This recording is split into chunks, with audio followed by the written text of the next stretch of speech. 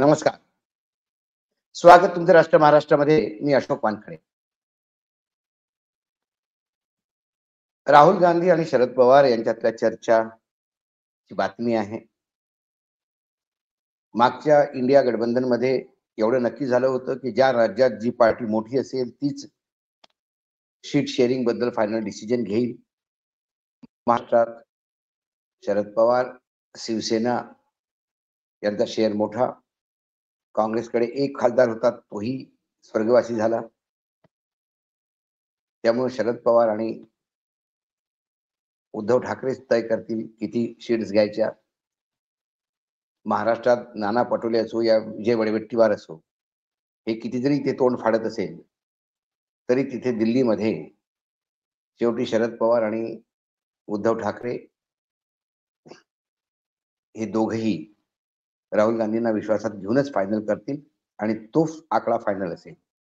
हे इथे जे लहान मुलांसारखे एकामेकाच्या अंगावर ओरडत आहेत यांचा काहीही फरक नाही. कारण मी पहिलेही कितीतरी वेळा सांगितलं, दिल्लीतल्या काँग्रेसच्या नेत्यांचा म्हणजे महाराष्ट्रातल्या काँग्रेसच्या नेत्यांचा दिल्लीमध्ये काहीही वट नाही त्यांची आणि त्यांचं काहीही तिथे त्यांना वजन नाही. त्यामुळे दिल्लीवरनं आदेश येणार हे फक्त इथे मिरवतात.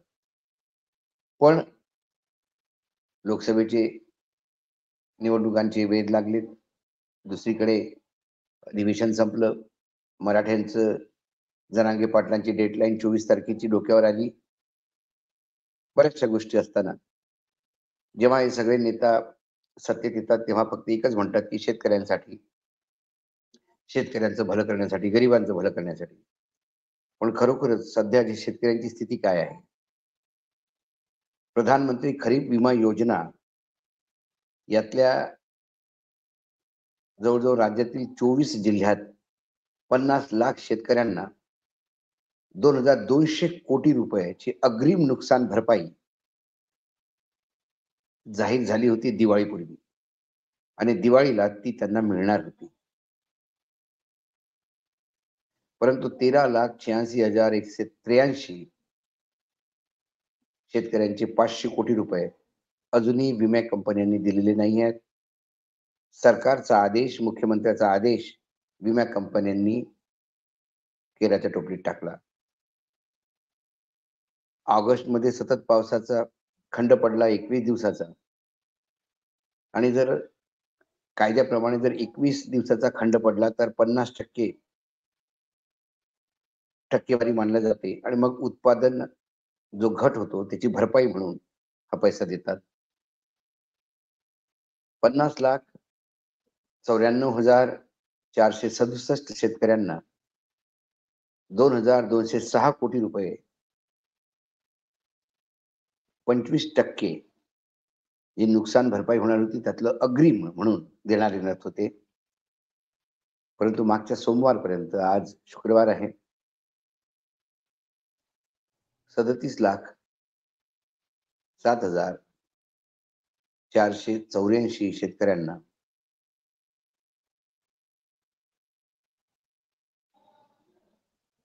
1,707 कोटी रुपये देण्यात आले. एकट्या नांदेड जिल्ह्यात 7,15,266 शेतकरी, संभाजीनगर जिल्ह्यात 2,19,419 शेतकरी यांचे कमीत कमी 500 कोटी रुपये अजून द्यायचे आहेत. दुसरीकडे मराठवाड्यात 8,496 गावातला खरीप हंगाम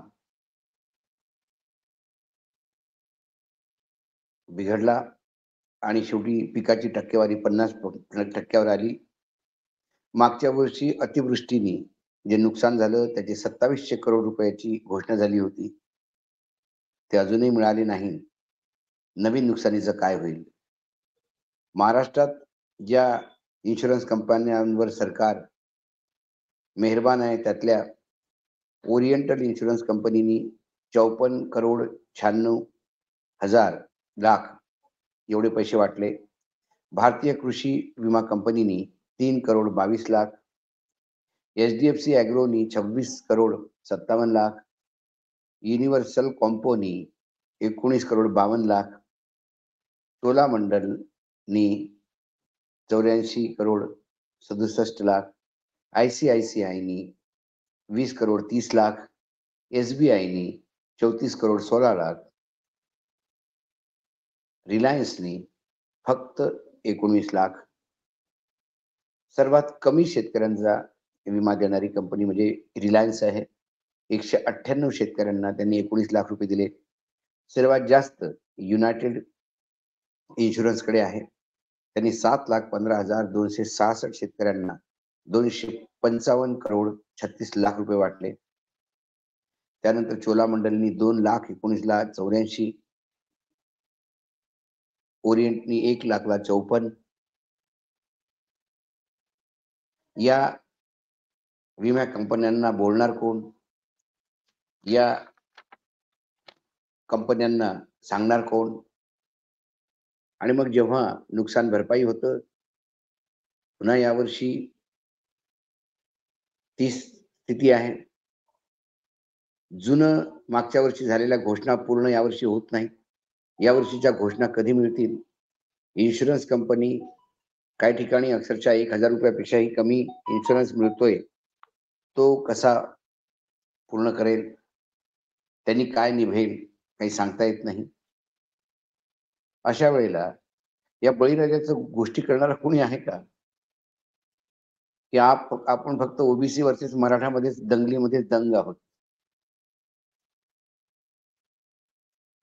किंवा हे सरकार जातं की नाही जात?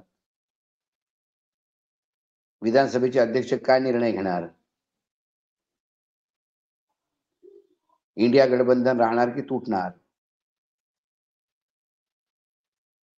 हिरा उद्योग सुरतला गेला की अजून मुंबईतच आहे. कोण घोषणा देतं? कोण पूर्ण करतं? कोण आयत्या पिठावर रेघोट्या मारतं? यातच सगळे गुरफटलेले असताना या महाराष्ट्राचं काय हेच कळेना. आणि एकही अशा समस्या नाही आहेत ज्याचं पूर्णपणे निदान मागच्या 2.5 वर्षात झालं असेल किंवा या 2.5 वर्षात होत असेल. मागचं 2.5 वर्ष 3 चाकी सरकारचं फक्त भांडणात गेलं.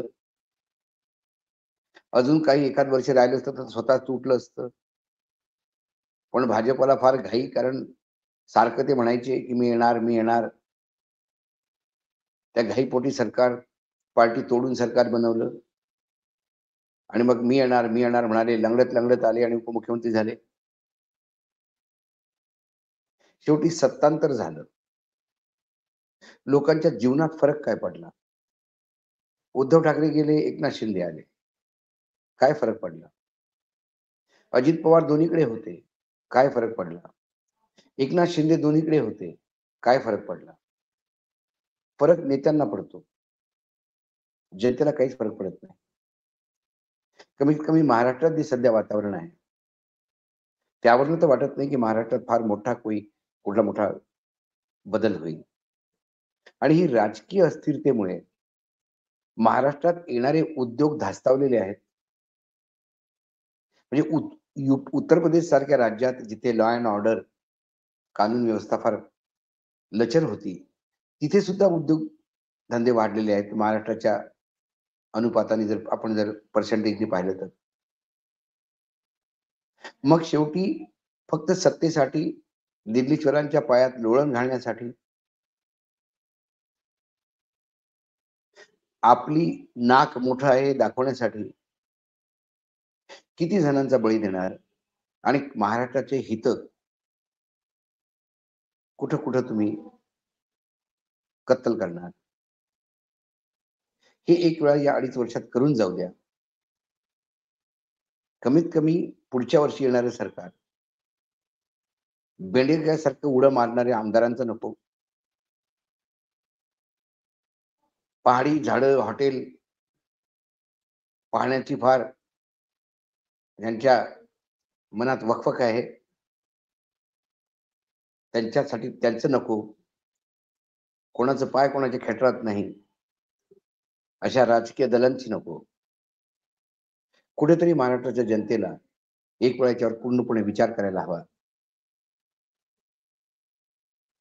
आज एवढंच. पुन्हा उद्या येतो काही विषयासोबत. तोपर्यंत नमस्कार. पाहत रहा राष्ट्र महाराष्ट्र.